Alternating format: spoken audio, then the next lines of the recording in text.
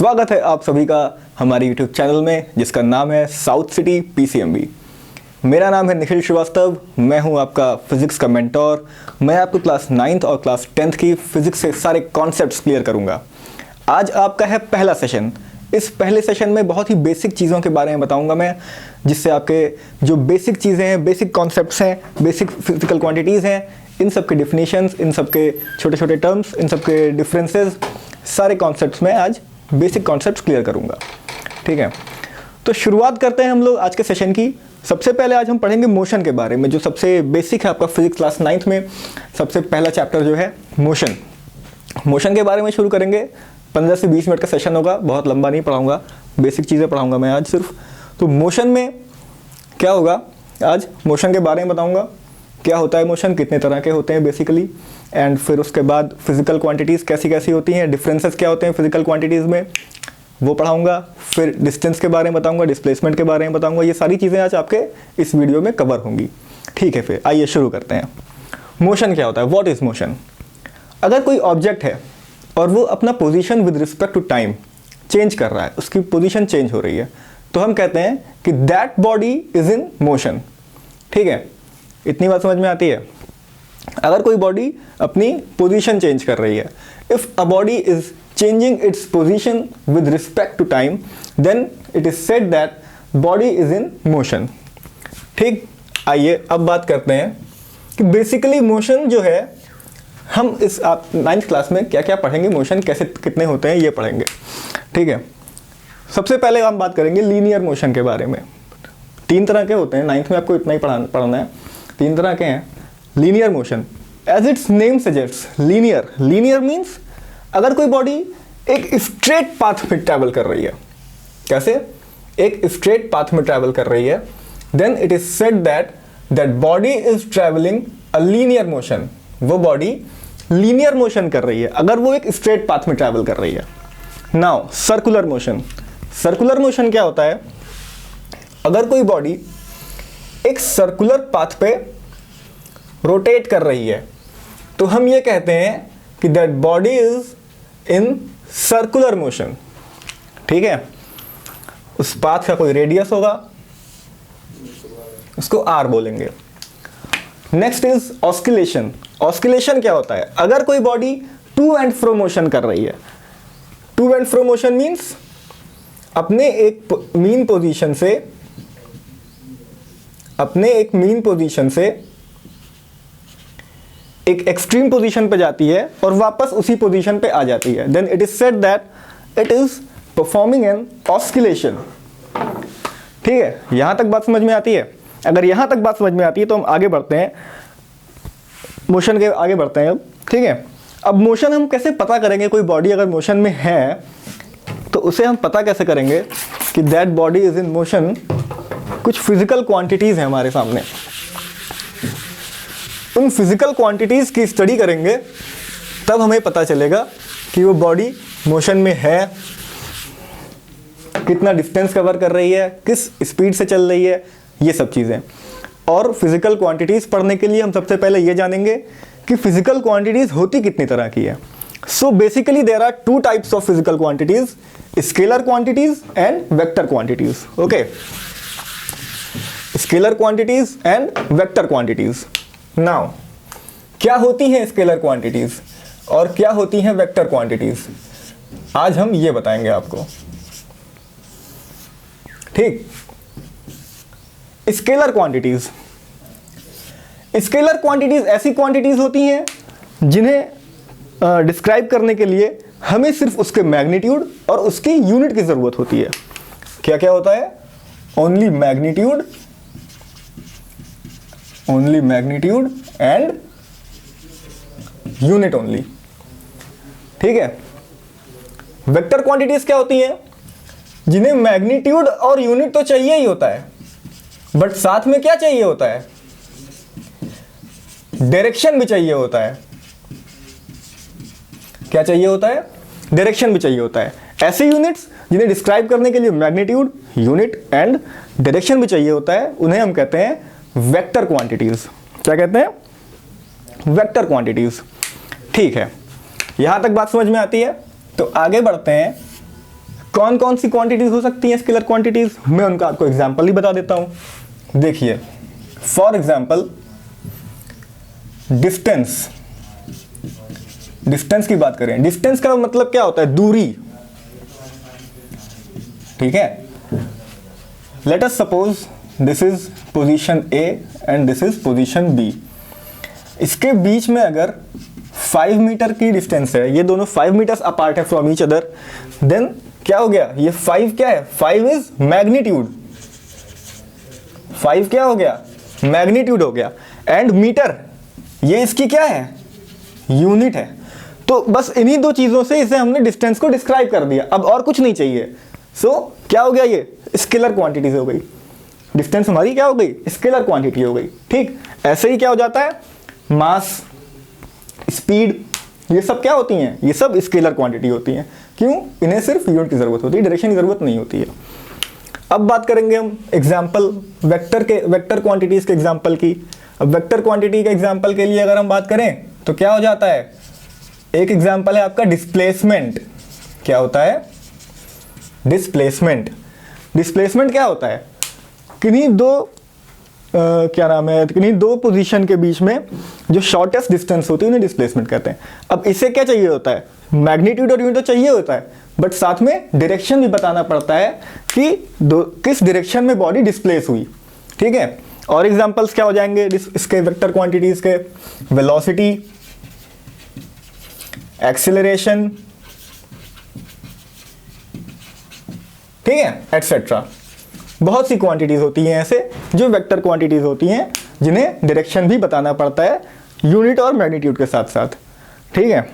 यहां तक आपको समझ में आ गया हो, कोई डाउट हो आप कमेंट सेक्शन में पूछ सकते हैं, ठीक। Now scalar quantities and vector quantities समझ में आ गई हो, तो हम लोग अब आगे बढ़ेंगे। अब हम पहली क्वांटिटी पढ़ेंगे जो फिजिकल क्वांटिटी है आपकी। अब आगे क्या क्या पढ़ना है, डिस्टेंस पढ़ना है, डिस्प्लेसमेंट पढ़ना है, स्पीड, वेलोसिटी, एक्सेलरेशन, ये सब आगे पढ़ना है। तो शुरुआत करेंगे सबसे पहले डिस्टेंस से, कि डिस्टेंस होता क्या है, ठीक है।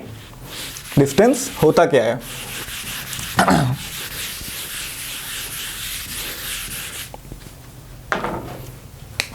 डिस्टेंस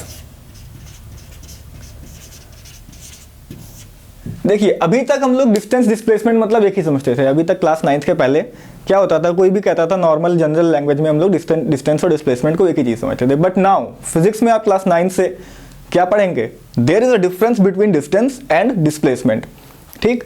डिस्टेंस क्या होती है, the actual length, the actual path travelled by a body from its initial position to final position, ठीक है। अब आप पूछेंगे इनिशियल पोजीशन क्या होता है, फाइनल पोजीशन क्या होता है। तो जर्नी की शुरुआत की जो पोजीशन होती है, जहां से जर्नी की शुरुआत होती है, ठीक है, उसे हम कहते हैं इनिशियल पोजीशन। और जहां पर बॉडी की जर्नी एंड होती है उसे हम बोलते हैं फाइनल पोजीशन, ठीक है। This is point A and this is point B.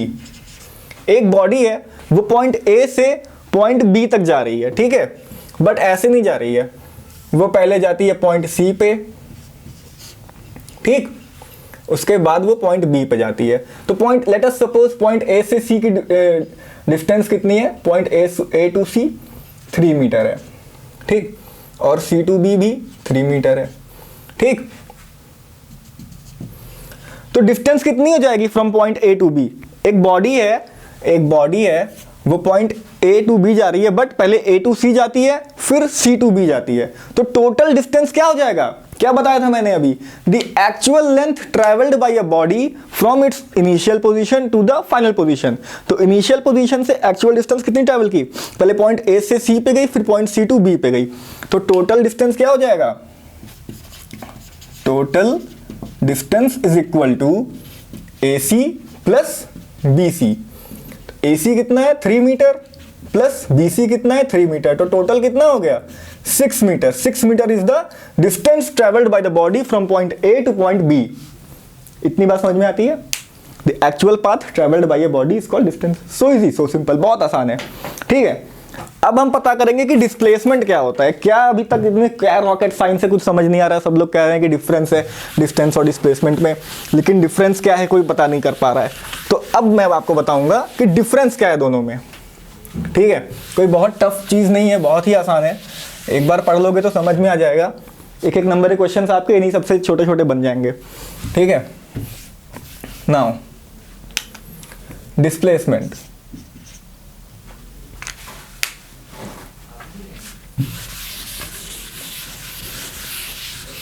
यही बता देता हूं।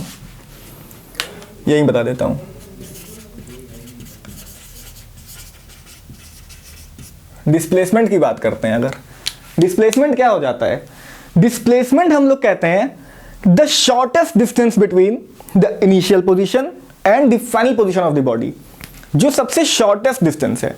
अब वो चाहे पॉइंट ए से लेके पॉइंट सी पे गया हो, फिर किसी और पॉइंट डी पे गया हो, तब वो अपनी फाइनल पोजीशन पे आया हो, उससे कोई मतलब नहीं है।